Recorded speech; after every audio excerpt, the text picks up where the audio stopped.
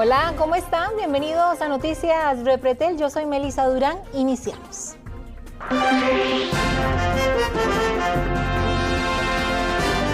Poco a poco las tesis sobre la razón del asesinato de Germain Krushan se van reduciendo y 3 son las que en este momento toman fuerza para las autoridades. Una aparente deuda con alias Pecho de Rata o un problema amoroso o también una aparente disputa por una herencia, según detallan en el OIJ. Hernán Barrantes, usted nos tiene todo el detalle. Adelante.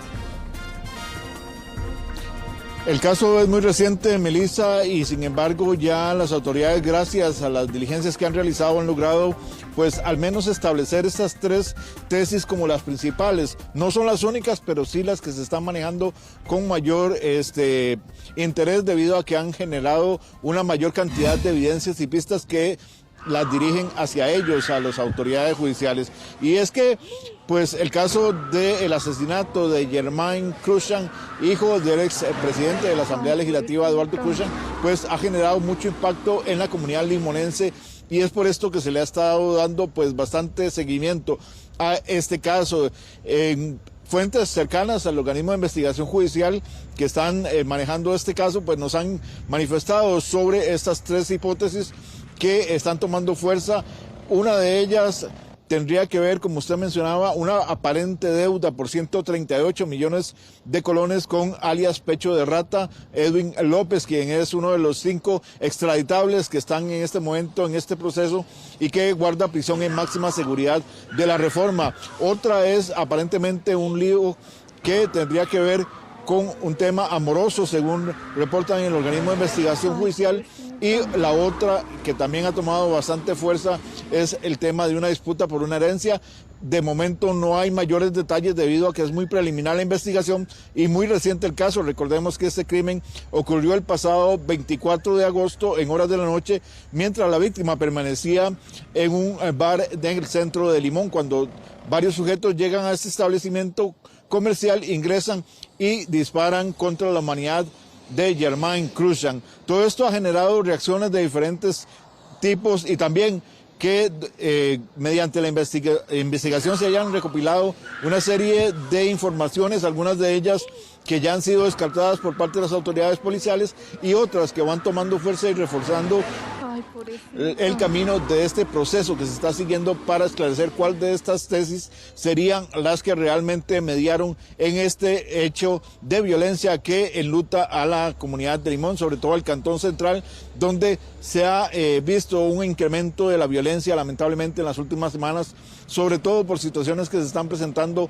a lo interno de los grupos criminales que operan en la zona y que han mantenido pues muy ocupadas a las autoridades policiales. Hemos visto una serie de hechos y de informaciones que se han trascendido, sin embargo, todas estas están dirigiendo hacia estas 3 tesis sobre lo que podría ser el homicidio del hijo de Eduardo Krushan, Jeremy Krushan, quien pues ha generado, como les indicaba, mucha conmoción en lo que es la provincia de Limón y sobre todo en el Cantón Central, donde diferentes grupos incluso han reaccionado sobre la lamentable pérdida de este limonense, quien recientemente había perdido a su padre por causas médicas. Recordemos que don Eduardo Krushan falleció en el mes de marzo anterior y todavía estaba la familia superando este golpe cuando se da este hecho violento en el que pierde la vida a su hijo Germain Krushan. Es una teoría, una serie de informaciones que la misma ciudadanía ha estado brindando incluso a las autoridades judiciales, y todo esto también seguimiento a lo que es el tema de cámaras de vigilancia para tratar de identificar a los sospechosos. Son 3 las tesis, aunque no son las únicas que han generado pues que se distribuya la investigación, sí son 3 las que han tomado mayor fuerza. Una de ellas, como les indicaba, el tema de una aparente deuda por 138 millones de colones con alias Pecho de Rata. Se desconoce la razón de esta deuda. Se habla de que podría tratarse de un préstamo gota a gota, sin embargo, son teorías que están siendo investigadas para confirmar o descartar que pueda ser esto el caso. La otra teoría, un tema de faldas, como lo llaman popularmente en la calle, o un lío amoroso. Desconoce cuál sería la situación en esta, todavía no hay mayores detalles, o por lo menos las autoridades prefieren no ahondar en el tema. Y también la otra es el tema de lo que sería una aparente herencia, de la cual tampoco pues brindan mayores detalles debido a que podría entorpecerse esta investigación. Es un caso que mantiene muy ocupadas a las autoridades del OIJ y sobre todo por la gran cantidad de información que ha ingresado mediante las líneas confidenciales y que los lleva a que se deban detallar cada una de ellas para ir confirmando o descartando o bien dirigiendo la investigación hacia otro rumbo, hacia otro sentido, para tratar de esclarecer cuál es el móvil real de este asesinato que tiene pues sumido en la preocupación a los limonenses, ya que no es la única víctima colateral, por decirlo así, que se ha generado en las últimas semanas en esta ciudad y que pues mantiene muy ocupados también a los cuerpos de seguridad pública y otros para tratar de llevar paz a esta comunidad. Limón supera los 170 homicidios, es una suma bastante alta de muertes, la mayoría ligadas al narcotráfico. Sin embargo, algunos de ellos no son por esta causa y es lo que tratan de determinar con claridad las autoridades. ¿Cuál fue el verdadero motivo por el cual se dio este crimen de este hijo del exfuncionario de la Asamblea Legislativa, Eduardo Krushan, su hijo Germain Krushan? Así lo detalló incluso el subdirector del organismo de investigación judicial. Hemos recibido muchas informaciones, hay muchas teorías, muchas hipótesis. De momento no tenemos ninguna que esté fuerte ni consolidada. Por lo menos esta persona, de acuerdo a lo que tenemos, no estamos hablando de una persona vinculada a ninguna estructura criminal. De momento pareciera que no va por ahí el tema. Pero bueno, estamos valorando una por una, con prudencia, para tratar de establecer y resolver el caso. Y justamente estamos en ese proceso, pero bueno, informaciones han fluido en una gran cantidad. Es hipotético. La verdad es que se han dicho muchas cosas, estas tres que usted menciona y otras más, pero está la investigación muy incipiente como para poder uno inclinarse por alguna otra, decir, mire, puede ser por esto o por lo otro. Ciertamente estamos hablando de un ciudadano normal que no pareciera que no está vinculado a ninguna estructura criminal, y ahí pues tenemos que empezar a desarrollar a ver si tiene que ver con alguno de estos motivos. Entonces se descarta el ajuste de cuentas. Esto es importante, sobre todo en la coyuntura actual, donde muchos de los asesinatos en nuestro país se responden precisamente a esta razón. Ahora, tres hipótesis, las tres diferentes. Pareciera que esto más bien se vuelve más complejo para las autoridades judiciales, Hernán.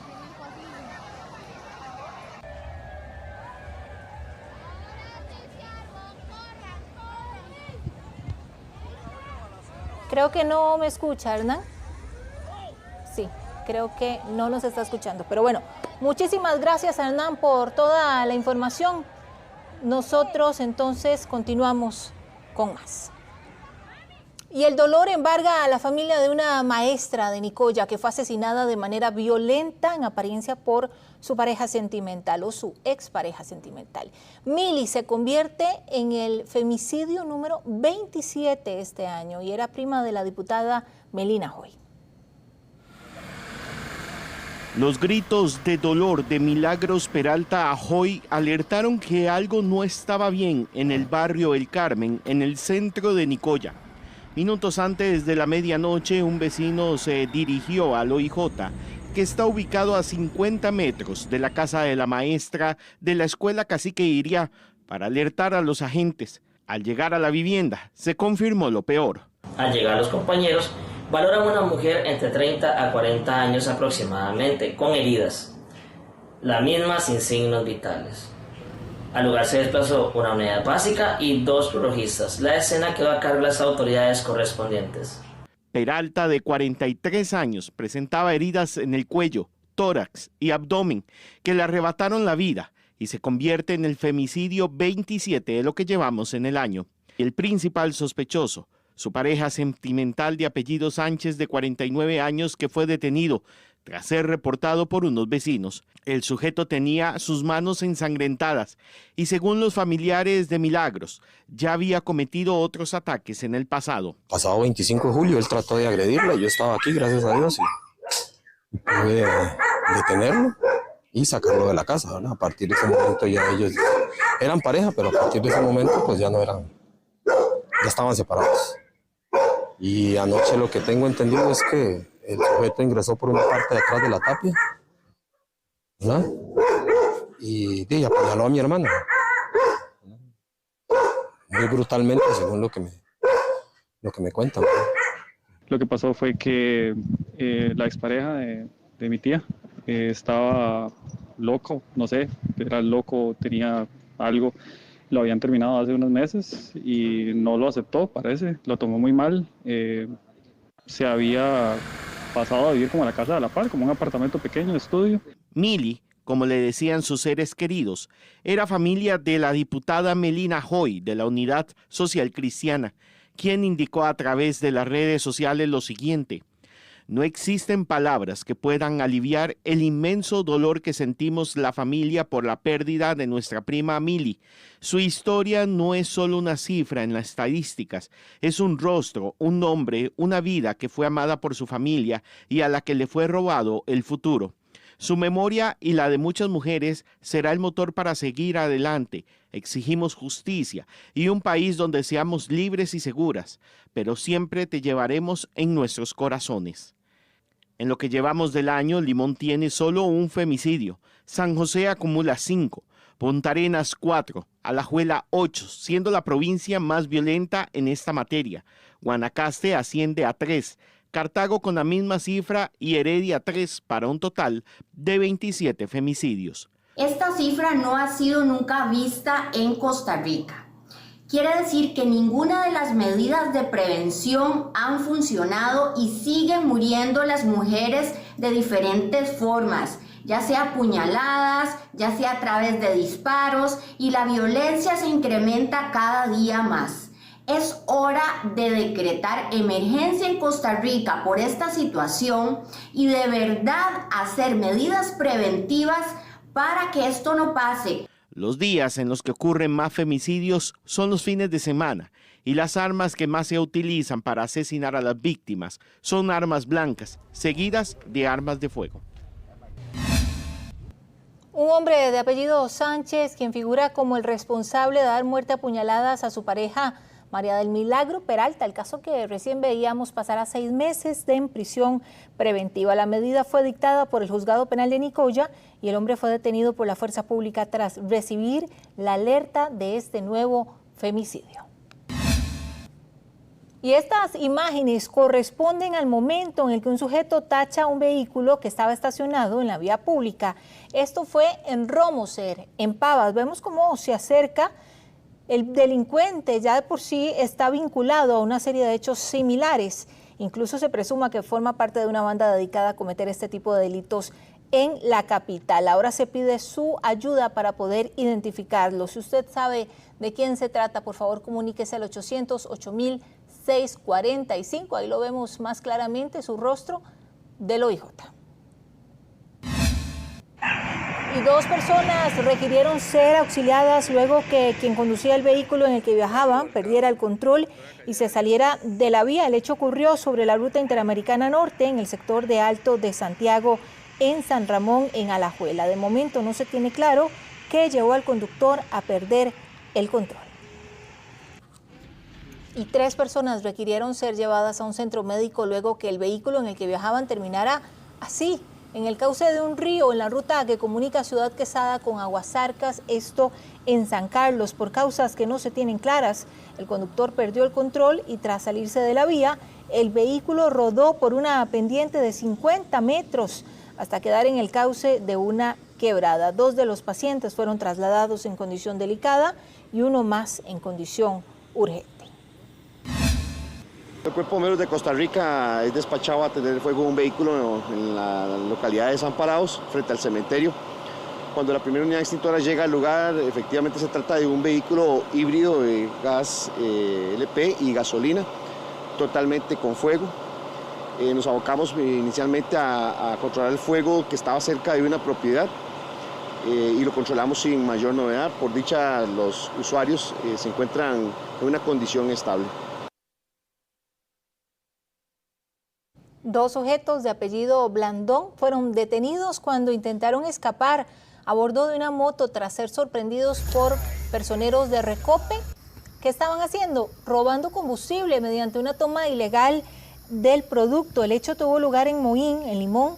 2 unidades policiales se encontraban cerca de la zona cuando fueron alertados y esto les permitió actuar en cuestión de minutos. Ambos sospechosos fueron presentados ante el Ministerio Público. Se hace el trabajo y la aprehensión de 2 personas sospechosas de la extracción de combustible al oleoducto en el sector de Limón, propiamente en Moín. Actualmente los mismos son remitidos a la Fiscalía por el robo y extracción de combustible. Un total de 150 litros de combustible extraídos en 3 pichingas, en donde los mismos portaban una manguera para hacer la extracción y se encontraba una toma ilegal. Y el exceso de velocidad y la invasión de la vía por parte de un caballista ocasionó un percance que dejó 2 personas fallecidas y una herida, además del equino que también murió. El accidente ocurrió en Catira de Guatuso, en Alajuela, en la noche de este domingo. Según se conoció, durante la tarde-noche se realizó una cabalgata por entre las fincas de la localidad, pero el desfile debía cruzar en determinado momento la ruta nacional número 4. De pronto se escuchó el estruendo debido al impacto de la moto con el animal. En el sitio falleció el conductor, Kevin González, de 25 años, mientras que la joven que lo acompañaba, Alexandra González, de 17, falleció en la clínica local. Un hombre de unos 50 años falleció luego de perder el control de la moto en la que viajaba impactara con el muro separador de carriles sobre la ruta nacional número 4. Al parecer, el exceso de velocidad pudo incidir en este percance. El paso por el lugar se mantuvo regulado mientras se atendía el accidente por parte de las autoridades. Esto ocurrió en la Virgen de Sarapiquí. Aparentemente es un derrape y aparentemente colisiona con la valla divisora. No hay indicios de otro vehículo involucrado en el accidente. Lo que hay es un cierre de un carril, simplemente se desvía hacia la rotonda y sale más adelante. Es poco el desviamiento que hay que hacer. Y 2 sujetos quienes viajaban en motocicleta protagonizaron un altercado con el conductor de un autobús. Aquí está, vienen a enfrentarlo al parecer. Las razones, bueno, no están claras, pero luego ocurre esto. Vandalizan la unidad y por eso ahora las autoridades del OIJ necesitan identificarlos e ir tras ellos. Ambos sujetos son buscados por el OIJ, ocasionaron daños importantes al bus, así que también se pide su colaboración. Si usted sabe quiénes son, comuníquese al 808-645. Recuerde que la información es confidencial. 53 mujeres asesinadas este 2025, cifra que aumentó en relación al mismo periodo del año pasado. Una mayor participación de las mujeres en el narcotráfico y los mensajes de odio que saturan al país serían los factores que inciden en que esto ocurra. Una joven vecina de Purral de Goicochea fue asesinada y su cuerpo quemado en un humilde poblado en Quepos. Ella es una de las muchas mujeres que han perdido la vida en el país víctimas de la violencia generalizada. Ella se fue a vivir con su novio a esta humilde vivienda. Esta es la condición en la que habitan muchas de las mujeres asesinadas este 2025. Esto los ha llevado a sumirse en el mundo del narcotráfico y cada vez tienen una mayor participación. La violencia intrafamiliar es el segundo motivo por el que las mujeres son asesinadas. El más reciente informe del Observatorio de la Violencia contra las Mujeres detalla que son 53 las mujeres que perdieron la vida por causas violentas, 26 de ellas víctimas de femicidio, otras 27 al resultar como víctimas colaterales de otros hechos delictivos o bien por ajuste de cuentas y otros motivos. Datos corresponden hasta el 26 de agosto. muchos factores están incidiendo en eso. Por ejemplo, está el uso de alcohol, el uso de drogas, hay un poder patriarcal todavía, luego están los estereotipos machistas, los discursos de odio que se están dando por parte de muchos funcionarios públicos, ha hecho que vamos a ver, el pensamiento, la estructura de pensamiento de los hombres se vuelva más ejecutivo, o sea, situaciones sencillas que tienen que manejar de alguna manera en pareja lo solucionan mediante la violencia, y aquí es donde ocurren las muertes. Cuando son relacionadas con alguno de los miembros dentro de la estructura, cuando tienen una relación sentimental de manera abierta, emocional, y este es el vínculo principal que las une. Por supuesto, sabemos que tenemos una grave crisis con lo que es crimen organizado. Los discursos de odio que inundan el país son otro de los factores que han incrementado la violencia. Los vemos en las calles, conductores protagonizando disputas que en algunos casos terminan en agresiones. En los centros educativos también se dispararon los hechos de violencia. Poner freno es necesario, pero para ello se requieren reformas legales que se vuelvan un verdadero escudo en favor de las víctimas. Se requiere del involucramiento de otros sectores. No hay ninguna estructura concreta que evite que el hombre vuelva con doble furia a la casa y mate a la mujer, y no solo atente contra los hijos. Eso hay que tener mucho cuidado.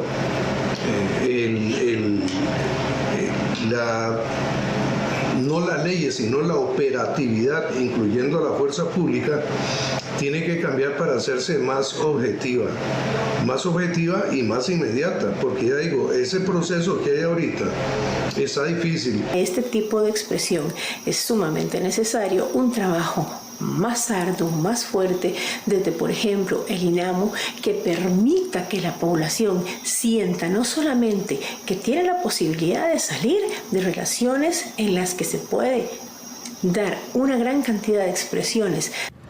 En temas de violencia contra las mujeres es necesario que la ciudadanía también se involucre. Si conoce casos de agresión intrafamiliar, no guarde silencio, denuncie. Hay diversos medios y de manera anónima.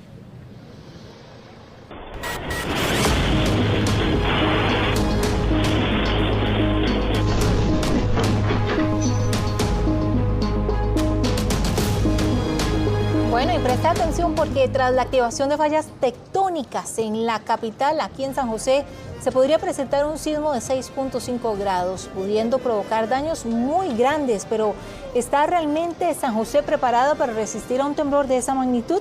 Jesús Chacón nos amplía. Jesús.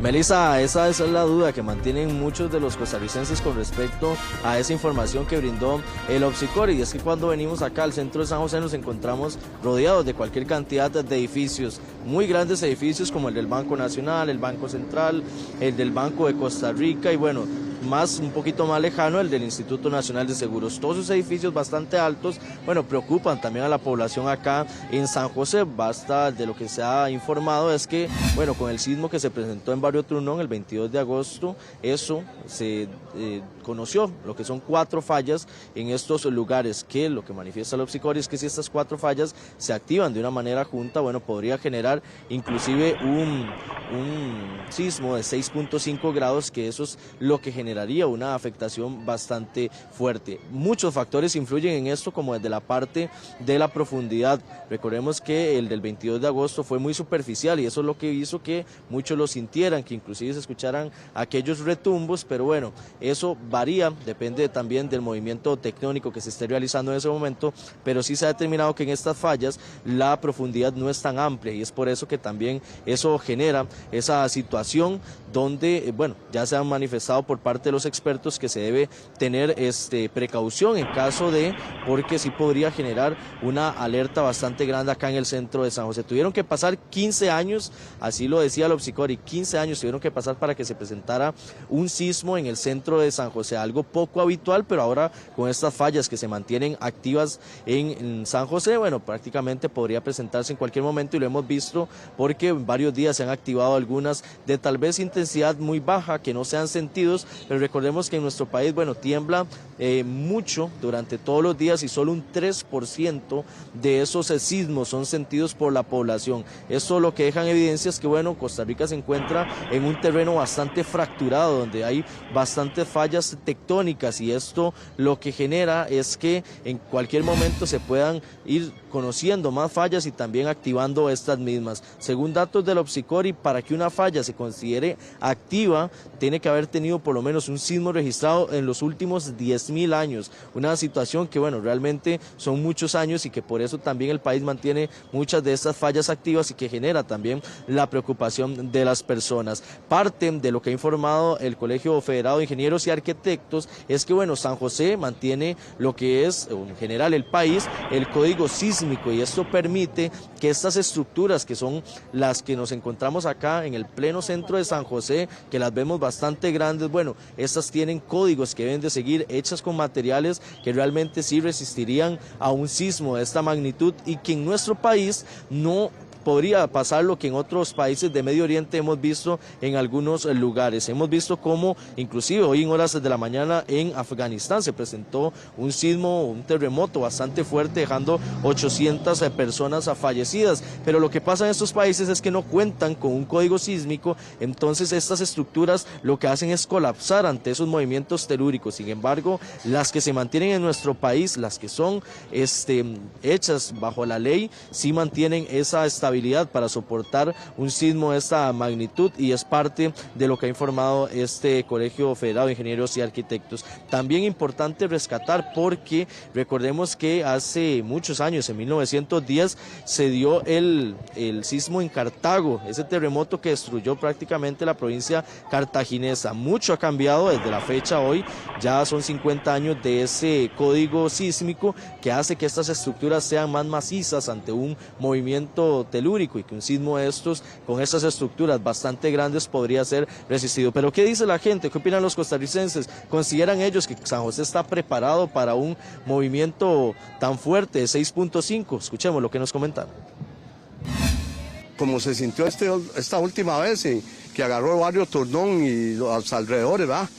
Sí pienso que sí, claro, que puede haber mucha caída de edificios y... Más con la cantidad de edificios, de hecho. Y mucho colapso, sí, claro que sí. Bueno, de 6 puntos tal vez no tanto, ¿verdad? Pero al ser 4 fallas que se juntan, pienso que sí sería peligroso. Para varios edificios sí sería un poco peligroso. Yo estuve en el sismo de Limón, pero allá como era más campo, pues sí vieron muchas cosas, pero no tantas. Pero aquí pienso que sí pueden pasar varias cosas. ¿Cómo qué cosas? ¿Qué podría pasar? Y ahí tal vez se pueden caer algún edificio, tal vez no caerse, pero sí podría pasar alguna situación de esas.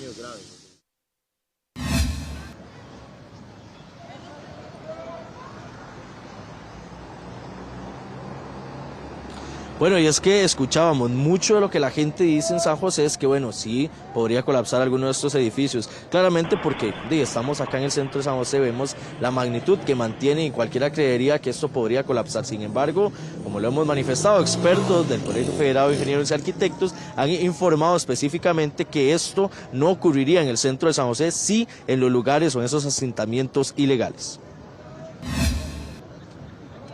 Estudios realizados por el Opsicori reveló que zonas de alta sismicidad coinciden con áreas densamente pobladas, un hecho que incrementa sustancialmente la exposición de la población a futuros eventos sísmicos. Si recordamos el temblor que destruyó Cartago, que ocurrió en el 4 de mayo de 1910, y fue un terremoto de magnitud de 6.4, causando la muerte de entre 400 y 700 personas, dejando a la ciudad completamente en ruinas. Sin embargo, las construcciones en esos años no mantenían los mismos parámetros que hoy en día. En 1910 el nivel de construcción era mucho en barro, bajareques, sin refuerzo, y obviamente tuvimos toda una crisis en ese momento como país con ese sismo. La actualidad es que casi todas las construcciones actualmente tienen buenos métodos constructivos, buenos materiales constructivos, buen diseño o refuerzos con acero, dándole la seguridad sísmica requerida a la mayor parte de las edificaciones. Los sismólogos han determinado que la falla que originó el temblor en Barrio Turnón días atrás, rompiendo todas juntas, podría desencadenar un sismo de 6.5 grados. Depende también del tamaño de la falla. Recuerda que los sismos están ocurriendo en zonas de falla que son relativamente débiles, pero hay otros espacios en donde no vemos sismicidad que podrían ser extensiones de falla que no se han iluminado porque no ha ocurrido sismicidad, y entonces eso quiere decir que la falla está acoplada. Pero si consideramos estas secciones de falla que sí están iluminadas por temblores, entonces en caso de romper la falla completa o las fallas completas podrían alcanzar magnitudes entre 5,5 y 5,9. En caso de que las fallas rompan en conjunto, todas de manera simultánea, entonces podría alcanzarse un temblor de magnitud 6,5, por ejemplo. La duda de muchos ha sido si nuestra capital soportaría un movimiento telúrico de esta magnitud, a lo que los expertos señalan que sí podría resistirlo, ya que las construcciones se encuentran bajo parámetros más estrictos. Nuestra preocupación puede ser precisamente la construcción informal, la que no necesariamente cumple con estos parámetros de diseño y de ingeniería estructural. Vemos, por ejemplo, a veces edificaciones que empiezan a tener 3 y 4 pisos sin tener ningún refuerzo en su primer y segundo piso. Ese tipo de construcciones, si están bien diseñadas con consulta técnica de profesionales en ingeniería estructural, son bienvenidas, pero podríamos tener algunas estructuras en las que podríamos no tener tanta seguridad. Sin embargo, los ingenieros señalan que las alarmas se han levantado, ya que hay crecientes construcciones informales en precarios que no cuentan ni cumplen con las mínimas especificaciones de construcción, lo que en esas zonas sí podría darse un colapso de las estructuras y generar mayor destrucción, así como lamentables muertes humanas. Bueno, Jesús, podríamos decir que un alivio dentro de todo lo que usted nos mencionaba es pensar que estas estructuras que sí, en algunos casos son muy viejas, pero por dicha Costa Rica en eso se ha distinguido y es en la calidad de sus edificaciones. Ahora, Jesús, pensando en este 6.5 que podría generarse, ¿podríamos decir que es positivo que se hayan presentado estos sismos recientes como para que la falla vaya liberando esa presión o esa tensión?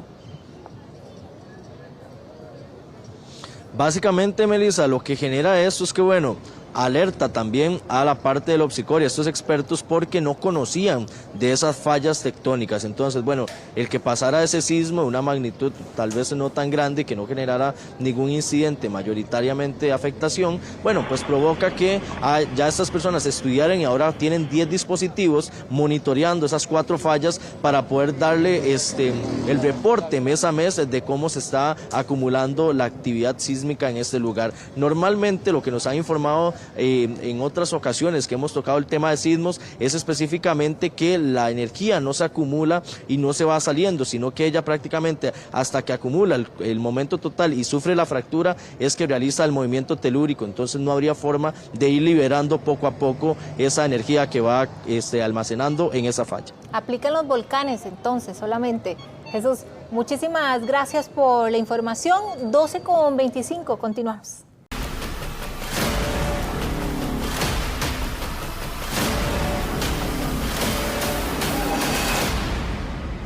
Al fin, 24 años después, la Fiscalía de Probidad leyó la acusación en contra del expresidente Miguel Ángel Rodríguez y 3 exfuncionarios públicos más en el caso conocido como Reaseguros. Fabián, usted tiene todo el detalle, adelante. Melissa, estábamos conversando hace unos días que se trata de uno de los procesos judiciales más largos de nuestro país. Casi un cuarto de siglo tomó esta investigación al Ministerio Público para que al fin esta mañana, cerca de las 9 de la mañana, los fiscales de Probidad, Transparencia y Anticorrupción comenzaran a leer cuáles son los hechos por los cuales están acusando no solamente al expresidente Miguel Ángel Rodríguez de hechos ocurridos en el año 1997 y 1998, sino también a 3 exfuncionarios públicos más, uno de ellos apellido Acuña, Bonilla y Lara. Recordemos también que en esta causa en un principio también se acusó a una exfuncionaria de apellido Cordero y al entonces presidente ejecutivo del Instituto Nacional de Seguros, Cristóbal Sabasky, así como a su esposa. Sin embargo, a estas 3 personas las sacaron de la causa. En el caso de la esposa del expresidente ejecutivo del INSS, porque lamentablemente falleció. Sin embargo, tanto Cordero como Sabasky lo sacan del caso por problemas de salud, no se pueden presentar al debate que inició, como les digo, a las 9 de la mañana. Pero ¿qué es lo que le acusan a estas 4 personas, exfuncionarios, como decimos, de la administración Rodríguez Echeverría del año 98 al año 2002? Bueno, el delito es un peculado por $2.1 millones, lo que indicó en la acusación las 2 fiscales de probidad que se presentaron esta mañana a leerla, es que en esa administración y desde el Instituto Nacional de Seguros se creó un fondo de capacitación financiado con dinero de reaseguradoras de Londres y de los Estados Unidos, y según la tesis de la Fiscalía, ese fondo de capacitación lo que se hizo fue disponer de los recursos que entraban a ese fondo precisamente para ciertos funcionarios, para pasajes, para visitas a otros países, para capacitaciones, incluso hasta para pagar tarjetas de créditos, montos multimillonarios. Esto es lo que acusa la Fiscalía, y que según la lectura de la acusación la mañana de hoy estaba prácticamente manejado ese fondo por personas del Instituto Nacional de Seguros, entre ellos el entonces presidente ejecutivo Cristóbal Sabasky, pero también que el expresidente Rodríguez tenía pleno conocimiento de lo que estaba ocurriendo. ¿Y por qué ese dinero ingresaba a ese fondo? Parte de la tesis de la Fiscalía es que precisamente era un tipo de pago de dádivas para que el instituto gestionara los reaseguros con las empresas internacionales con sede en Londres y en Estados Unidos, que aportaban esos millonarios montos de dinero para supuestas capacitaciones, que es lo que viene a decir la Fiscalía. Estamos hablando que el delito de peculado, según nuestro Código Penal, tiene una pena de 3 a 12 años de cárcel. ¿Qué es el peculado? Bueno, es el delito en el que un funcionario público desvía dinero o bienes cuya administración le ha sido encomendada por razones de su cargo. Esto es parte de lo que se ha venido hablando en la mañana de hoy, y se han aportado también facturas, correos electrónicos, donde la Fiscalía asegura que lo que hacían era desviar esos dineros a conveniencia de estos altos funcionarios del INSS, precisamente para repartirlo entre personas de confianza de ellos. Vamos a ver en este momento parte de esa lectura de la acusación, que eso sí les digo, no ha finalizado, porque son muchas hojas, son muchos tomos de acusación que incluso no dio la mañana para que las fiscales pudiesen leerla en su totalidad. Estamos hablando de 10 años de investigación. Veamos en este momento lo que dijo la fiscal en relación con ese fondo de capacitación, que para ellos ahí es donde está el delito de peculado. Después del 8 de mayo de 1998, sin que se pueda precisar la fecha exacta, acordaron que asumirían personalmente el control absoluto sobre las contrataciones de reaseguros que se realizarían con respecto a las empresas corredoras de reaseguros, así como con las empresas de reaseguros, ya que ambas abarcan el mercado internacional de este giro comercial, lo que suponía múltiples viajes al exterior y manejos de dineros de un fondo de capacitación para empleados del INSS, sobre el cual Acuña Prado había insistido en su creación desde el año 1997, como ya se explicó. El manejo absoluto de este fondo lo realizaba el imputado Álvaro Acuña Prado, quien, a pesar de conocer que tanto en Estados Unidos como en Inglaterra este tipo de prácticas era y continúa siendo ilegal, pues no se permite en las legislaciones de ambos países la creación de fondos de capacitación de los asegurados cedentes, ya sea con las empresas de corretaje de reaseguros o bien con las empresas reaseguradoras propiamente dichas. ¿Qué dice la defensa, sobre todo de Miguel Ángel Rodríguez, en relación con los hechos que está acusando la Fiscalía y que comenzó a leer a partir de esta mañana al ser las 9 en punto? Bueno, ellos aseguran que los 24 años que han esperado para llegar a este momento, lo que evidencian es que el entonces presidente de la República no tuvo ninguna relación con ese fondo de inversión y que así ha quedado demostrado durante todos estos años. ¿Por qué? Porque tenemos que recordar que ya para el año 2018 un juez de la República por estos mismos hechos indicó, o más bien dictó, un sobreseimiento definitivo a favor de los imputados. ¿Qué quiere decir eso? Que este juez, viendo todos los elementos que presenta la Fiscalía el día de hoy, no encontró delito alguno. Y hay una fecha muy importante que la defensa ha venido a recordarnos, es que según la acusación de la Fiscalía, el plan de del Fondo de Capacitación comienza a gestarse en el año 2017, según el Ministerio Público. En ese año, don Miguel Ángel Rodríguez ni siquiera era presidente de la República y por eso para ellos todos estos 24 años de proceso han sido una persecución en contra de Miguel Ángel Rodríguez, más allá del primer caso en el que fue absuelto, que fue el caso Isel Catel, y esto para ellos también es seña de que no existió relación entre el expresidente y lo que está acusando la Fiscalía. Vamos a ver al abogado defensor de don Miguel Ángel Rodríguez Echeverría. Ese es el mismo cuento que hemos venido escuchando de los últimos 20 años. Ya aquí no hay sorpresa, ya además hasta que aburre, es el mismo cuento, un cuento que ya sobre estos mismos hechos don Miguel fue sobreseído una vez, ¿verdad?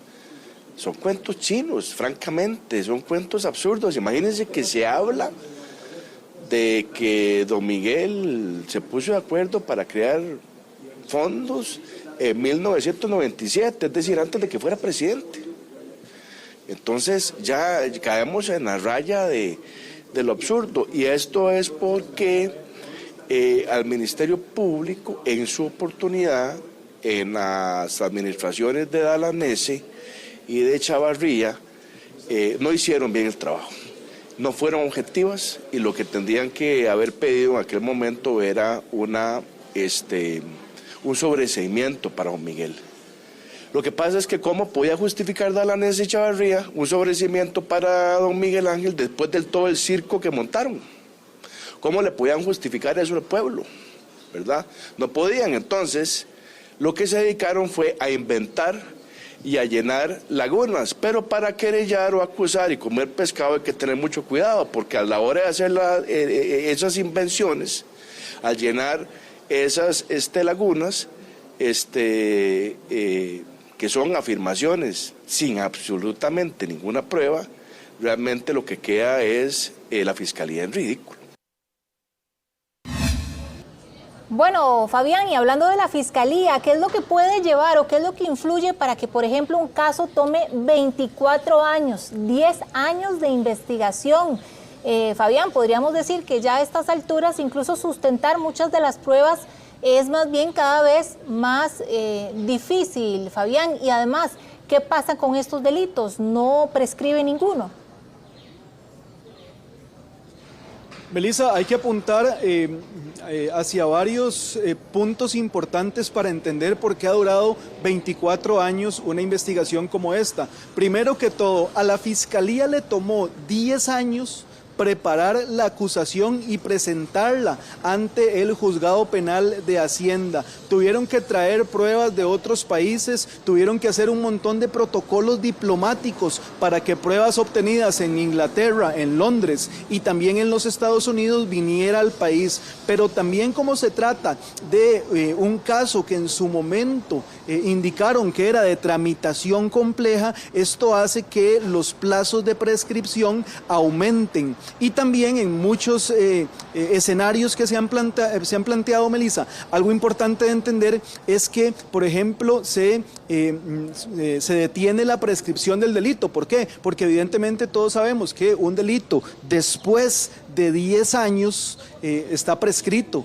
Los abogados incluso tienen una frase coloquial que dice que después de 10 años prescriben hasta los pecados. Sin embargo, han pasado 24 años precisamente porque se han interrumpido esos plazos de prescripción. Pero recordemos que, por ejemplo, cuando este caso se eleva a juicio por primera vez, habían pasado 14 años. Incluso el juez que en ese momento da, por decirlo así, el visto bueno para que se lleve a juicio, se extraña y dice, ¿cómo es posible que vayamos a hacer un acto de apertura a juicio 14 años después, cuando lo normal es que se den en 18 meses después? Y ahora estamos hablando de que ya casi cumplimos un cuarto de siglo en este proceso penal. Ha sido muy complicado, se ha interrumpido en muchos momentos también. Por ejemplo, se iba a llevar a juicio cuando estaba la pandemia por el COVID-19 y eso interrumpió, y ahora sí, inicia un caso después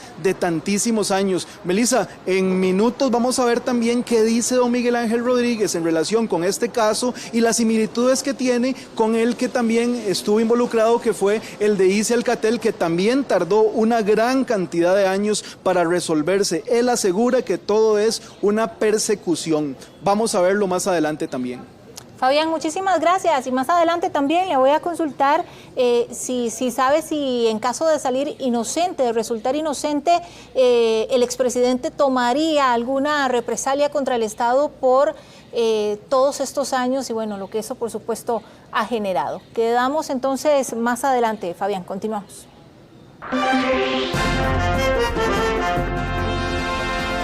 12:48, una mujer y sus 3 hijas lo perdieron todo tras un voraz incendio ocurrido el fin de semana en Moravia. Eric Meléndez nos tiene todo el detalle. Eric, adelante.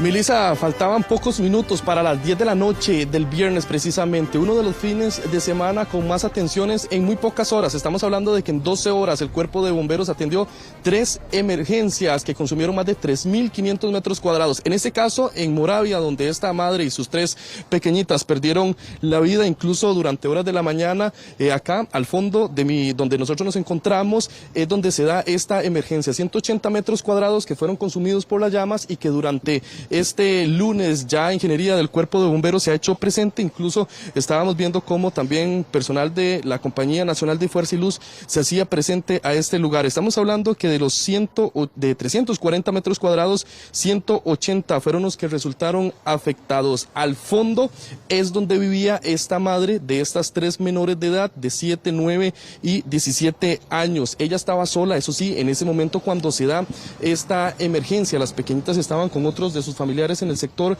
de desamparados. Una emergencia que pone a correr al cuerpo de bomberos. Incluso vamos a ver parte de las llamas que algunos vecinos lograron captar al momento justo cuando se da esta emergencia. Estamos hablando que son 2 de estas habitaciones donde habitaban personas, pero también una que era utilizada como negocio comercial, según nos indicaba uno de las propias personas que estaban arrendando este lugar. También lo complicado para esta madre ahora que nos contaba durante horas de la mañana es el levantarse desde cero todo que es consumido por las llamas, y ella ahora está luchando también para poder darle una vivienda a estas 3 menores de edad. Incluso vamos a parte de las imágenes que logramos captar, porque durante esta mañana ella ya llegó a reunirse también con los dueños de este local, pero también de esta familia que ahora está iniciando desde cero. Incluso una de ellas, una pequeñita de 7 años que está en primer grado de la escuela y que ella por su condición requiere de muchísimo más atenciones. Incluso esta pequeñita que es tratada en el Hospital Nacional de Niños hoy estaba acompañando a su madre, también en compañía de quien sería su abuela, Alana.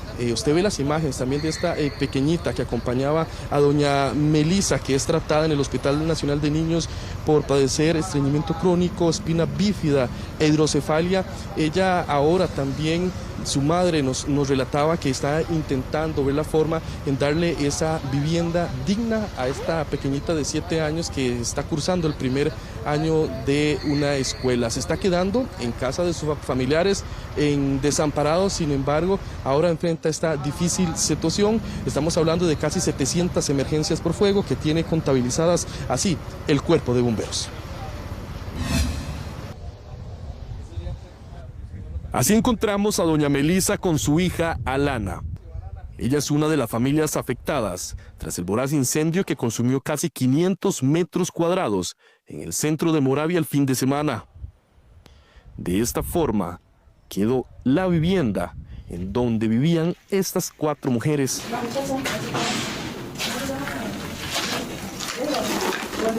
Voy. Melisa quedó encerrada el día de la emergencia. Yo me bloqueé, no podía salir yo sola, o sea, no encontraba las llaves. Corría para acá, corría para allá, o sea, la puerta de mi cuarto es corrediza, simplemente la corro y salgo y yo estaba bloqueada buscando las llaves, o sea, mi susto era, me voy a quemar. Ahora imagínense con ellos, yo decía, si hubieran estado, la historia hubiera sido otra, porque en la manera en que me bloqueé de tanto miedo, fijo, ahí hubiéramos quedado todos. La mujer, quien es madre de 3 menores, de 7, 9 y 17 años, regresó este lunes para ver la forma en que intentará levantarse de nuevo. Alana, de 7 añitos, es tratada en el Hospital Nacional de Niños por padecer estreñimiento crónico, espina bífida e hidrocefalia. Incluso parte de sus ondas se quemaron. Sin embargo, pese a perderlo todo, su felicidad está intacta. La abuelita de la menor se enteró de lo sucedido mientras estaba en su casa en la provincia de Limón. Me llama mi hija y me dice, ma, ¿se dio cuenta? Le digo, ¿qué? Me dice que a Melisa se le quemó la casa. Le digo, ¿cómo? ¿Cómo? Y yo empecé a llorar y a llorar. Entonces ya yo le puse un mensaje y me dice, ma, esté tranquila, estoy bien, no me pasó nada. Pero fue algo terrible que todavía yo no me la imagino, mi chiquita corriendo por todos lados, buscando a ver cómo salir. Ella gritaba, ella me cuenta, ella dice que ella gritaba, me quemo, yo no quiero morir quemada, yo no quiero morirme, no quiero morir quemada. Melisa desde hace un año está en búsqueda de trabajo. Una madre luchadora que con gran esfuerzo se graduó como abogada. Si usted desea colaborarle, lo puede hacer al número 6170-8438. Yo comentaba con esta situación que a veces tenemos muchas cosas y no los vemos y nos quejamos de lo que no tenemos, y cuando pasa una situación tan dolorosa como esta es donde uno dice, pucha, qué mal agradecido era. Tenía un techo, tenía mi casa, mis cosas, mis hijos, su ropa, todo, y ahora cero. Es donde uno dice, pues pucha, aquí aprende uno a valorar hasta lo más mínimo. Melisa y sus hijas ahora se quedan en casa de sus familiares en Desamparados en San José. Pero las 4 sueñan con poder tener próximamente sus cositas, así como una vivienda digna para vivir. Ay, doña Melisa, si de algo estoy segura es que tenemos no solo una audiencia, un país solidario que ante noticias como esta siempre se compromete a ayudar y a colaborar. Eric, ¿de qué forma hacerlo? Porque yo creo que eso es lo más importante. Además, bueno, un trabajo para doña Melisa, que es abogada, ocupa un techo, pero también los implementos médicos, ¿es cierto? Así es, Melisa, ella nos indicaba que estará haciéndose también presente al Hospital Nacional de Niños, donde ella también recibiría de ese aporte. Ella, quien hace poco estaba terminando su carrera de Derecho, nos decía fuera de cámaras que, bueno, indistintamente el trabajo que se le puede ofrecer, ella estaría muy agradecida. Incluso en la pantalla, hace unos minutos veíamos el número al cual también se pueden contactar, ya sea con ella directamente o al SIMPE móvil, que sería el 6170-8438, para todo tipo de ayudas. Ella nos decía que, bueno, ahora sus pequeñas que están estudiando, una de ellas en 5º grado, todo exactamente, bueno, útiles escolares, ropa escolar, todo se les quemó, y es parte de los requerimientos que, a pesar, bueno, es lo que más le surge a pocos meses ya de cerrar el curso lectivo, pero que ella quiere, por supuesto, que no les vea afectadas su educación.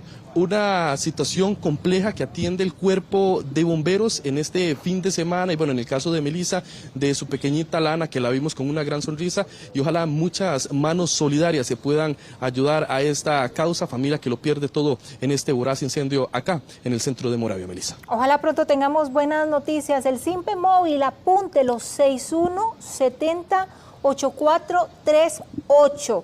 Ese es el número donde podemos entonces ayudar a esta familia. Eric, muchísimas gracias.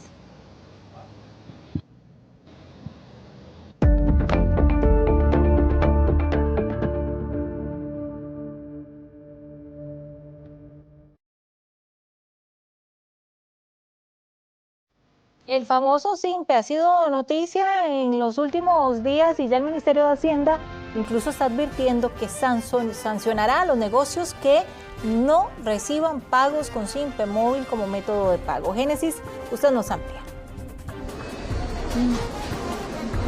Así es, y es que desde este lunes comenzaron a regir una serie de cambios en la factura electrónica por la entrada en vigencia de la versión 4.4 del Ministerio de Hacienda. Y como bien lo recalcaba Melissa, son más de 100 cambios en facturación electrónica, pero uno de los que más ha dado de qué hablar es que los comerciantes ahora van a tener que reportar los pagos con SIMPE Móvil, y esto pues ha generado una serie de dudas entre los comerciantes y por supuesto también entre los consumidores. ¿Qué es lo que quiere Hacienda? Bueno, que las personas reporten estas ventas que están haciendo con SIMPE Móvil, por supuesto para darle una trazabilidad fiscal y evitar justamente también las evasiones que se puedan dar en temas de impuestos. Y es que justamente voy a hablar con don José aquí de una pescadería en el Mercado Central para que él me cuente un poquitito, bueno, cómo se han tomado esta noticia y también que aclaremos un poquitito de dudas. Don José, ¿cómo me le va? Muy buenas tardes, estamos en vivo para Noticias Repretel. Bueno, ¿cómo se toman ustedes esta noticia de que ya tiene que reportar las ventas con SIMPE Móvil y si ustedes siguen recibiendo pagos por SIMPE? Bueno, muy buenas tardes a todos.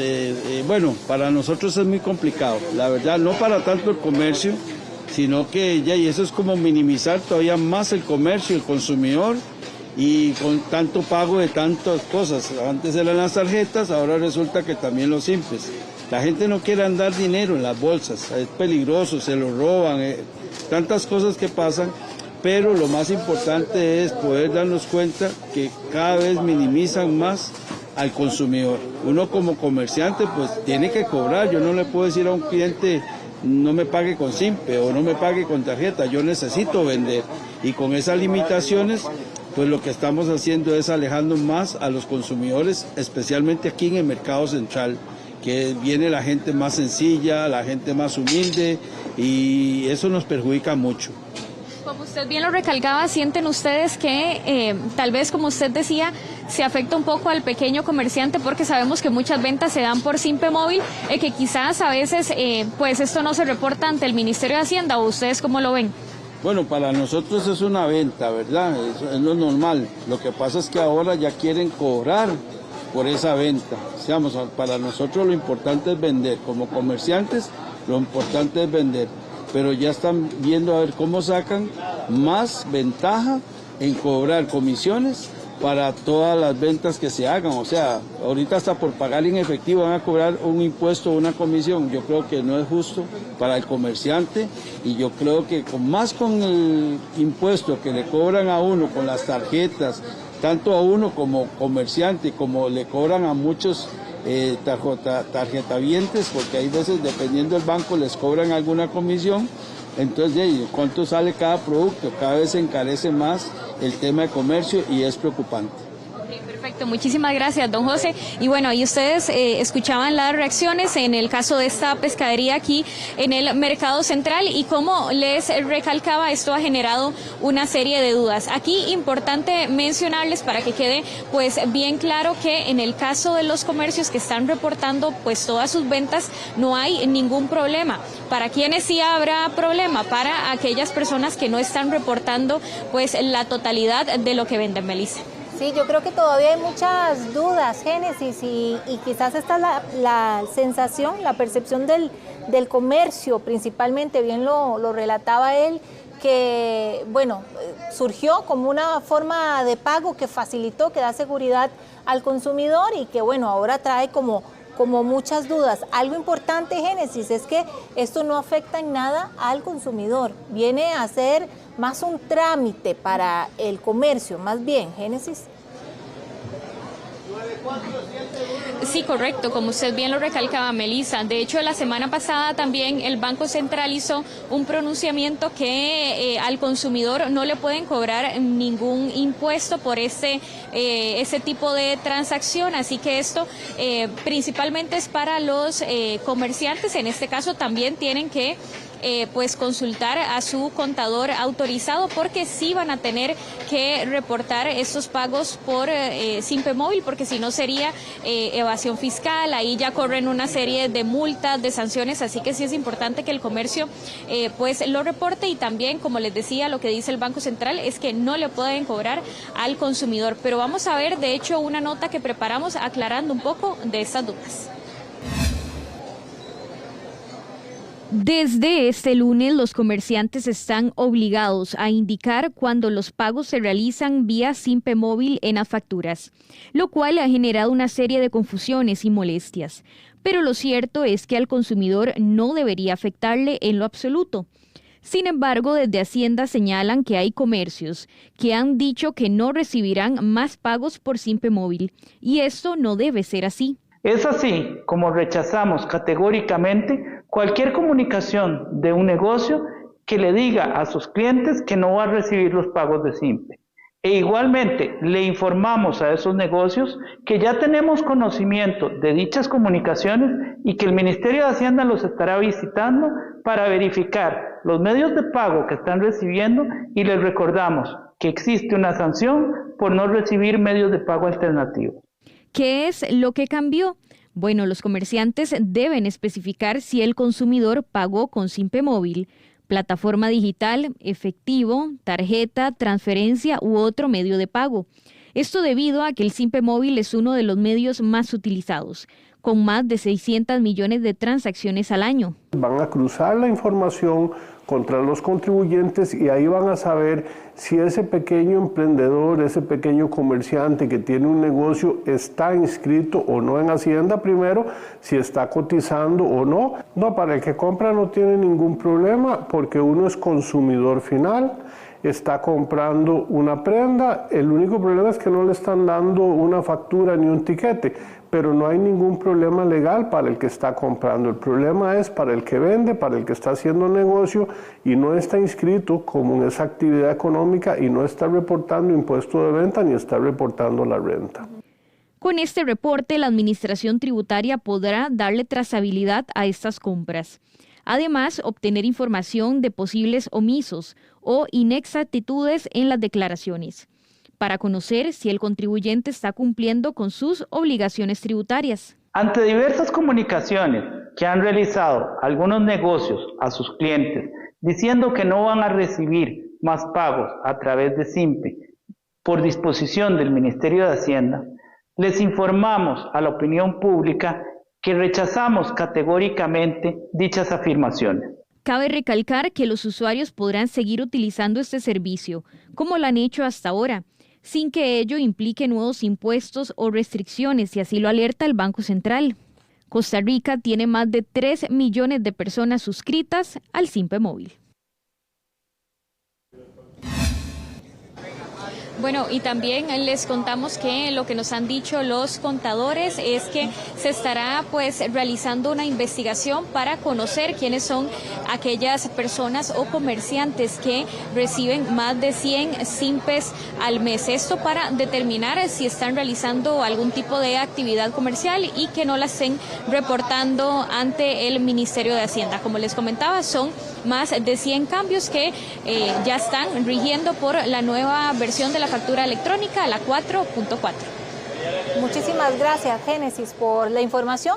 En otros temas, 2 grupos criminales se aliaron y desde máxima seguridad de la reforma sus líderes dictan órdenes a sus bandas. También ordenan asesinatos, la mayoría para mantener el dominio de la zona y para cobrar deudas que otros grupos se niegan a pagar. ¿De quién estamos hablando, Hernán? Usted nos amplía. Melissa, es una alianza que de verdad está generando mucha preocupación e incertidumbre en el Caribe y sobre todo en el Cantón Central de Limón, donde se está registrando casi que a diario un homicidio. Y es que se trata de Edwin López, más conocido como alias Pecho de Rata, uno de los 5 extraditables que están a la espera de ser enviados a Estados Unidos, y Tony Peña Ruizel, quienes se habrían unido esfuerzos desde las reformas de máxima seguridad para tratar de mantener el control del Caribe. La provincia y sobre todo el Cantón Central de Limón es una de las zonas más convulsas del país. Pese a que la mayoría de los líderes de los grupos traficantes de drogas están presos, la violencia no se detiene. Una muestra de ello es lo ocurrido el domingo en la madrugada cuando 2 sicarios en moto dispararon contra un grupo de personas en las afueras de un local. El resultado, 2 fallecidos. Un originario de Caliari, Alexander Sevilla Briones, de 47 años, y una mujer víctima colateral, Ginette Sabina Martínez Loaiza, de 34 años, además de 4 heridos. La causa principal, una alianza de terror, gestada desde máxima seguridad de la reforma. Edwin López, alias Pecho de Rata, y Tony Peña Ruizel, alias La T. Debido al debilitamiento de sus organizaciones y la posible extradición a Estados Unidos de Pecho de Rata, los llevó a juntar sus grupos. Según se conoció, ambos líderes buscan mantener el dominio de sus territorios, además que aquellos que tienen deudas por drogas y que se niegan a pagar sus deudas sean asesinados. Un caso reciente asociado a ello fue el de un nicaragüense de apellido Rodríguez, de 47 años, quien es asociado a la banda de los hondureños o la H. Pero algunos de los fallecidos pertenecen al grupo de los hondureños, que eso es una cuestión de valoración importante. Algunos son vendedores de droga que han estado trabajando indistintamente para uno u otro grupo, de acuerdo a lo que se vaya generando, y el modo de operar, por ejemplo, en uno de los casos, es que a la persona literalmente le destruyen el cráneo, la cara, a balazos, y que eso es un modo de operar que en algún momento lo hemos visto y asociado al grupo de los Tony Boys, al grupo de Peña. Eso no significa que estaríamos atribuyéndoselo a ellos, pero es un parte del proceso de análisis. Sabemos que hay un reacomodo en Limón, indudablemente, por el tema y como ha ocurrido en el pasado y va a ocurrir en el futuro, cuando un cabecilla es detenido y su margen de operación se reduce mucho, pueden ocurrir 2 cosas: o que los grupos les mantengan la fidelidad criminal, o que le den la espalda. Entonces, de acuerdo a las informaciones que estamos manejando, hay algún sector de la provincia de Limón que sigue operando para ellos sin ningún problema, y hay otro sector que estaría rebelándose, y eso es un tema que se le ha denominado en la literatura de rebelión de las redes. Es decir, que las redes criminales son resilientes, se reacomodan, se recomponen, se transforman, surgen cabecillas nuevas. Creemos que eso es lo que está ocurriendo en Limón, que en algún momento se ha logrado, me parece, una buena neutralización, todavía falta, pero del flujo de información desde los centros penitenciarios, que todavía existe, pero se ha reducido bastante, nos parece. Entonces, todos estos reacomodos están generando algún tipo de violencia, y es lo que estamos analizando, lo que está ocurriendo en la provincia de Limón. Estamos analizando caso por caso, víctima por víctima, es decir, hacerle la victimología para determinar a qué grupo pertenece, si hay alguna disputa, qué información obtenemos de la calle, y ahí estamos viendo el fenómeno para determinar si se trata de una u otra circunstancia. Muchas veces matan gente de los propios grupos o matan gente de los otros grupos en momentos de debilidades para tomar territorio. Justamente en este momento en Limón hay un reacomodo de los grupos porque todas las cabecillas están en la cárcel. Esta es una de las teorías por las que se presume asesinaron al hijo del expresidente de la Asamblea Legislativa, Eduardo Cruxan. Germain Cruxan fue atacado mientras permanecía en un local el pasado 24 de agosto. Sobre este caso se manejan 3 hipótesis con mayor fuerza. Una presunta deuda con Pecho de Rata por 138 millones, un lío amoroso o bien una disputa por una herencia. Se espera mediante la investigación aclarar el caso y dar con los responsables. En el caso de la alianza criminal de alias La T y Pecho de Rata, no es de extrañar. Es un fenómeno que se está presentando en algunos lugares, en la provincia de Limón, por ejemplo, en donde se están uniendo para desarrollar algunas actividades, por ejemplo, lo que son los cobros. Si las operaciones y los operativos de la policía en forma general están disminuyendo su capacidad de movimiento, pues es posible que se den este tipo de alianzas. Este tipo de alianzas criminales son efímeras y ellas llevan a que miembros de grupos rivales sean asesinados, así como a integrantes de la misma organización. A lo largo del tiempo hemos visto que estas alianzas son efímeras.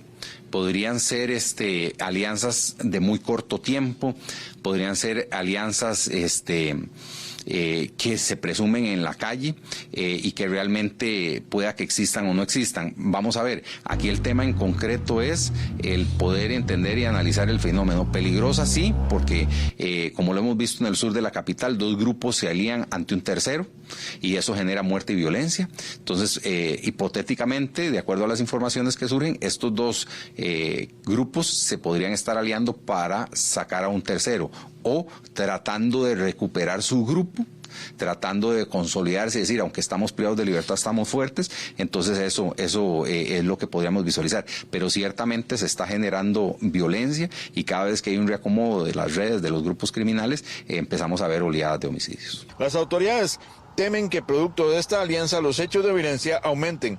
De ser así, Limón podría terminar con cerca de 200 homicidios, muy similar a San José.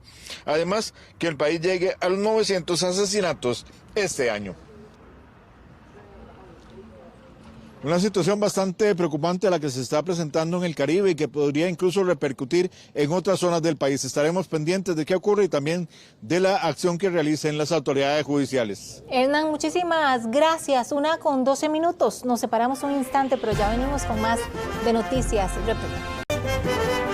Continuamos con más. Un fin de semana mortal. De los 9 fallecidos en accidentes de tránsito, 7 eran motociclistas. Josué Vargas nos amplía desde Circunvalación. Josué, buenas tardes. Y es que Costa Rica no solo atraviesa una crisis en inseguridad o en salud pública, sino también en las carreteras, en donde la mayoría de accidentes de tránsito son protagonizados por motociclistas. Una estadística preocupante es que 7 de los 9 fallecidos solo este fin de semana iban en motocicleta. Veamos esos dos hechos recientes que muestran en parte las imprudencias o impericias por las que pasan muchos motorizados en el país. Este hecho ocurrió en Alajuelita este domingo a las 10 de la mañana, en donde una cámara que está instalada en una vivienda captó el momento en donde 2 personas en moto pierden el control, aparentemente porque venían a alta velocidad, y es ahí cuando derrapan y chocan de manera violenta contra una vivienda. Un hecho que sucedió este domingo. Pero veamos este otro caso en donde vemos que un motociclista pierde el control, derrapa y en ese momento el conductor que venía atrás suyo tuvo que frenar a la fuerza. En el momento que el motociclista intenta cruzar hacia el otro lado de la vía, vemos cuando choca de manera inesperada y también violenta contra un vehículo particular. Hechos como estos relatan parte de la alta vulnerabilidad y accidentabilidad por la que pasan los motociclistas en las carreteras del país. Un fuerte accidente de tránsito entre una motocicleta y un camión dejó como saldo un motociclista fallecido en Herradura. El acompañante fue trasladado en condición crítica al centro médico. Durante este fin de semana, 33 personas fueron trasladadas de urgencias por colisiones y atropellos, de las cuales 21 eran motociclistas y acompañantes. Fueron 9 personas sin signos vitales en carretera, 7 viajaban en moto. Mucha imprudencia, falta de conocimiento, mucha gente no tiene licencia de conducir. Yo creo que más que todo por eso. Es que corren mucho, man, abusan. Ya, porque habemos hay motociclistas de que son muy aventados, ¿verdad? A veces te cruzan en medio o adelante, te aventajan sin poner ninguna señalización. Ese caso sucedió en Alajuelita, en donde 2 personas que viajaban en motocicleta derraparon y chocaron de manera fuerte contra una vivienda. En este otro evento se observa a un motociclista que aparentemente derrapó porque la calle estaba mojada. En su intento por cruzar al otro lado de la vía, chocó contra un vehículo. 2025 suma 389 muertos por accidentes viales, de los cuales 212 eran motociclistas, el 55% del total. Bueno, continúan irrespetando las señalizaciones, excediendo los límites de velocidad. Muchos no andan tal vez con sus vehículos mecánicamente bien, entonces ese también es un gran problema. Tienen que revisar siempre bien antes de salir a alguna actividad o al trabajo que las llantas estén en buen estado, el líquido de freno. Durante el fin de semana hubo accidentes fatales en Pital de San Carlos, La Unión, Escazú, Río Cuarto y Puerto Cortés. En Guatuso, un motociclista y un joven de 17 años fallecieron tras chocar contra un caballo. 7 de cada 10 personas que tiene Cruz Roja en accidentes de tránsito se trata de motociclistas, ya sea sin signos vitales o personas que son trasladadas en condición crítica hacia los centros médicos. Josué, muchísimas gracias. Y San José Cartago y San José Alajuelita son las dos rutas de autobús que más pasajeros perdieron con respecto al mismo periodo, pero del año pasado. María Fernanda Chacón nos amplía. María Fernanda. Si comparamos las cifras del primer semestre de 2024 con las del primer semestre de 2025, según datos de la Autoridad Reguladora de los Servicios Públicos, la ruta San José Alajuelita Imas La Aurora fue una de las que más perdió pasajeros. Estamos hablando de cerca de 80,000 pasajeros. En segundo lugar está la ruta San José Cartago, que perdió aproximadamente 56,000 pasajeros. Pero ¿por qué los usuarios dejan de utilizar este servicio tan importante? Veamos los detalles a continuación. El autobús es utilizado por muchos para trasladarse a sus lugares de trabajo, estudio o cumplir con citas médicas.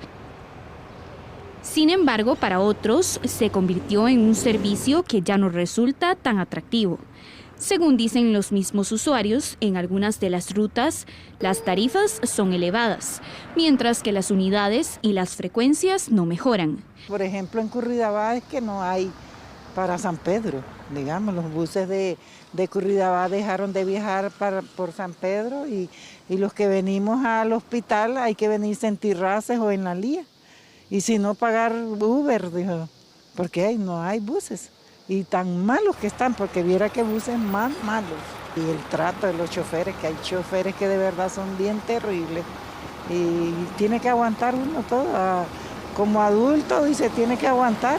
Si comparamos las cifras del primer semestre de 2024 con las de 2025, la ruta San José Alajuelita Imas La Aurora es una de las que más pasajeros perdió, con 80,901. Le sigue San José Cartago, con 56,036.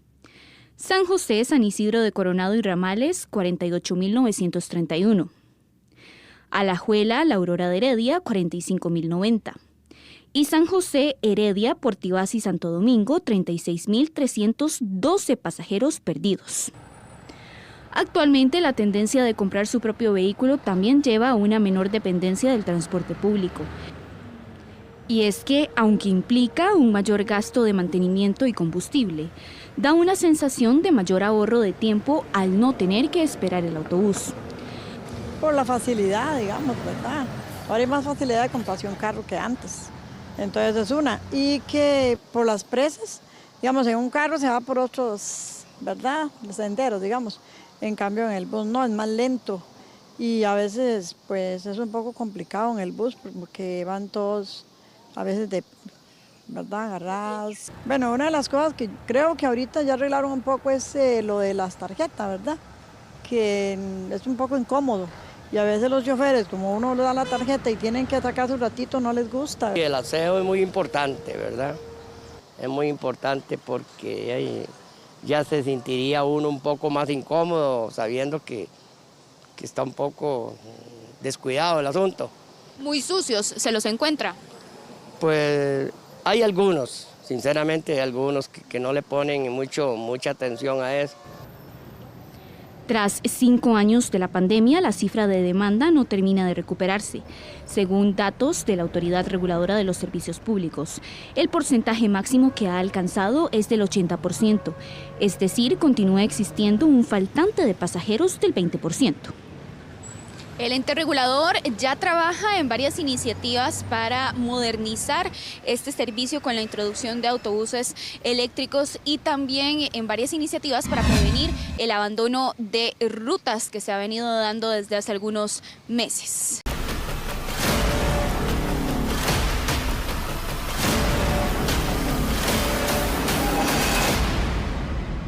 Continuamos con más de Noticias de Pretel y la última vez que el expresidente Miguel Ángel Rodríguez estuvo en debate por uno de los megacasos en su contra ocurrió hace 14 años ya, que fue la causa ICE Alcatel. Este lunes volvió a los estrados en un juicio con condiciones muy diferentes. ¿Cuáles son? Fabián Mesa nos hace esta comparación. Fabián, adelante.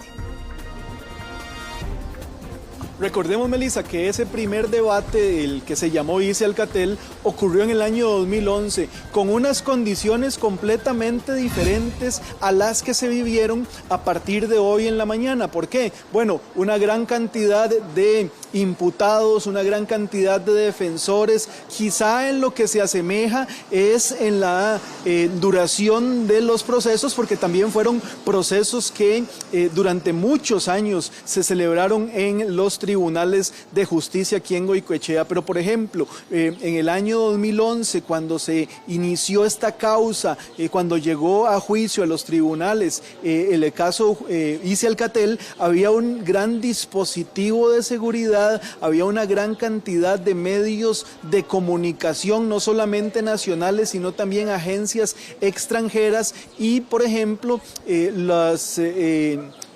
por decirlo de alguna manera, para ingresar a la sala de juicio era muy complicado, no solamente para las partes, sino también para los periodistas que estuvieron ahí en ese momento cuando se estaba juzgando por primera vez en nuestro país a un exmandatario de la República.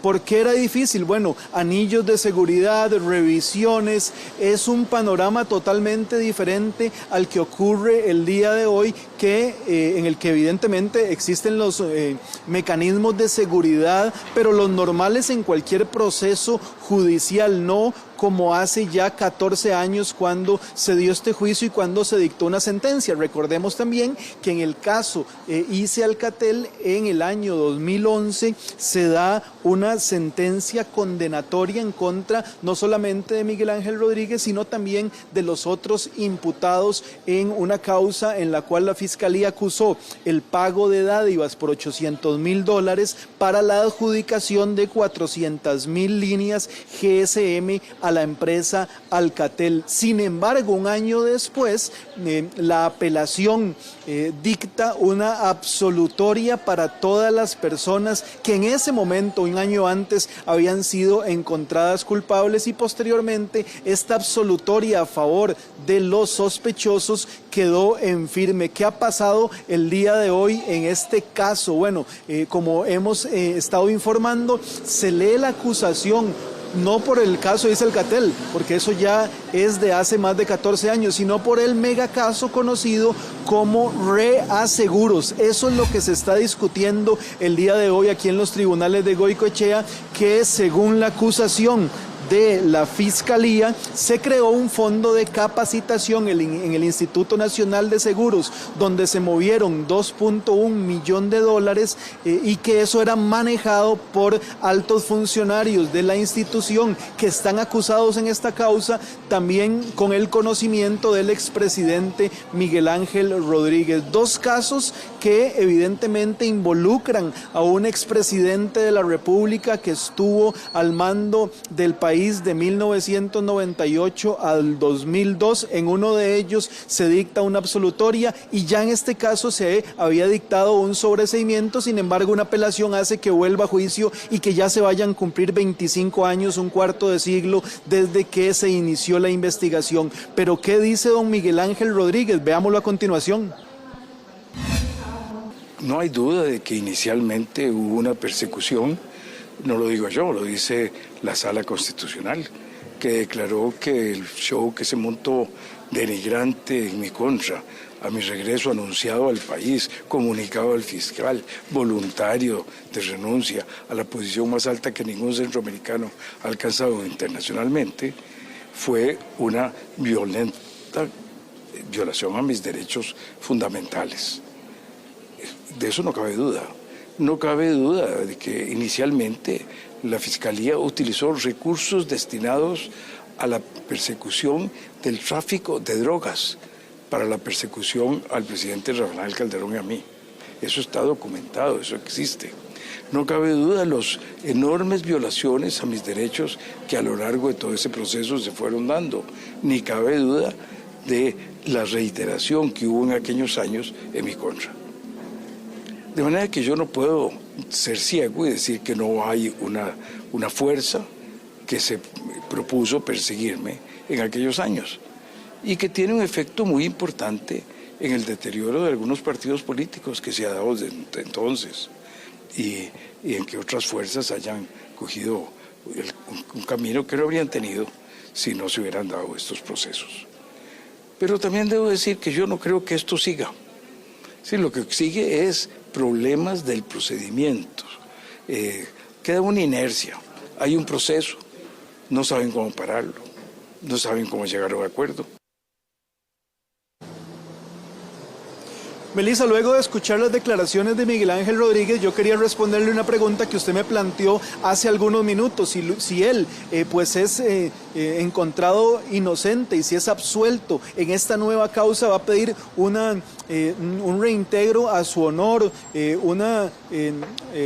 pues de alguna manera un reintegro precisamente a todo lo que ha pasado durante tantos años. Algo muy importante, Melissa, es que desde el 18 de febrero del año 2022 ya se había dado una resolución por parte de los magistrados de la Sala Constitucional, cuando este proceso que se está celebrando ahora cumplió 20 años y se evidenciaron violaciones en sus derechos fundamentales por el retardo excesivo, inusitado, injustificado, indebido, en consecuencia grosero, en que ha ocurrido la tramitación de esta causa. Es decir, ni siquiera ocupa que se le absuelva por certeza para hacer un reclamo, porque ya hay un fallo de la Sala Constitucional en el cual dice, y desde hace 3 años, que se violentaron sus derechos fundamentales por someterlo a un proceso judicial. En el caso en el que él quisiera poner una indemnización a favor del Estado, lo puede hacer. Él nos indicaba, extra micrófonos, que no es de su interés pedir un monto económico a favor de él por este proceso. Ahora,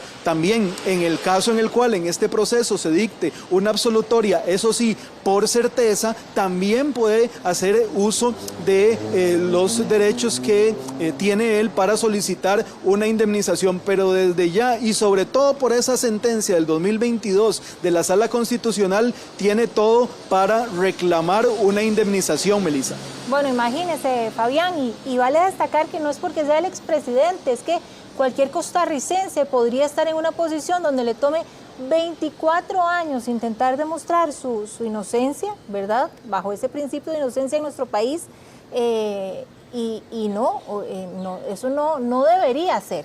Ese es el mensaje principal, Fabián. Muchísimas gracias. Por supuesto, le estaremos dando seguimiento a este caso para conocer luego cuál será el resultado. Muchísimas gracias.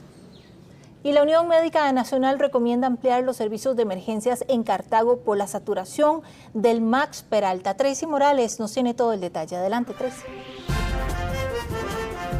Así como usted lo menciona, es una recomendación que se está haciendo tomando en cuenta que la semana anterior el Hospital Max Peralta en Cartago estuvo bastante saturado en su servicio de emergencias. Entonces, ¿qué están solicitando? Bueno, que las áreas de salud de la red del Hospital Max Peralta amplíen su horario de atención en el servicio de urgencias hasta las 10 de la noche y, si es posible, que se trabaje 24/7. En los últimos años, el servicio de emergencias del Hospital Max Peralta en Cartago ha experimentado un aumento sostenido en el número de consultas. De hecho, la semana pasada, en varias oportunidades, colapsó urgencias. Por esta razón, la Unión Médica Nacional solicitó como recomendación ampliar los horarios de atención en las áreas de salud cercanas. De que el área de salud de Cartago también está en un estado de abandono, ni siquiera tiene una sede donde usted pueda colocar un servicio de urgencias de buena manera que acolche de alguna forma más práctica al servicio de emergencias del Maximiliano Peralta. Y sin tener ese espacio, aún así, hay que hacer el esfuerzo de que el área de salud de Cartago y todas las áreas de salud que le pertenecen a la red del Hospital Maximiliano Peralta abran servicios de urgencias mínimo hasta las 10 de la noche, y hay que plantearse si no se requieren para 24/7. El hospital incluso llegó a reportar hasta un 160% de ocupación, sobrepasando su capacidad interna. Esta situación provoca inclusive que la atención a las personas sea más lenta. En realidad ir al sistema de emergencias es terrible. Ahí anochece y amanece uno. Y por una acetaminofén.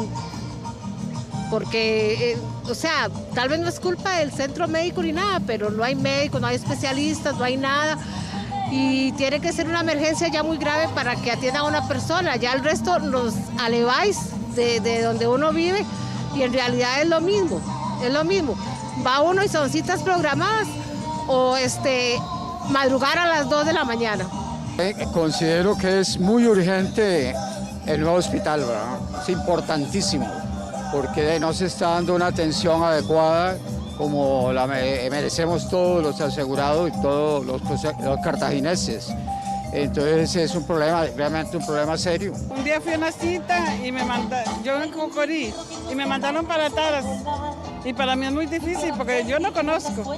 Aparte que soy una adulta mayor, ¿verdad? Muy complicado. Por otro lado, las autoridades del Max Peralta piden que si su caso no es una verdadera emergencia, acuda al EVAIS de su comunidad. Tal y como lo hemos señalado en múltiples oportunidades, la infraestructura del Hospital Max Peralta no se interviene desde hace 20 años. Hay hacinamiento y también los salones de hospitalización están bastante llenos. Estaremos dando seguimiento a este tema.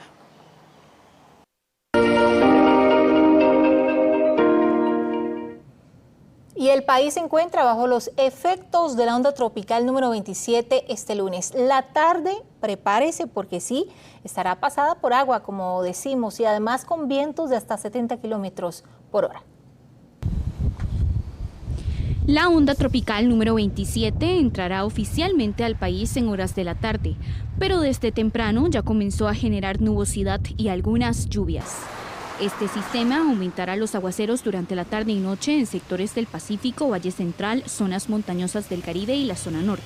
El Pacífico Sur y partes del Pacífico Central se espera la presencia de aguaceros dispersos acompañados de tormenta eléctrica en estos sectores, no solo alrededor del Golfo Dulce, sino también en las partes montañosas y sectores como Parrita, Quepos, además de la zona de Los Santos.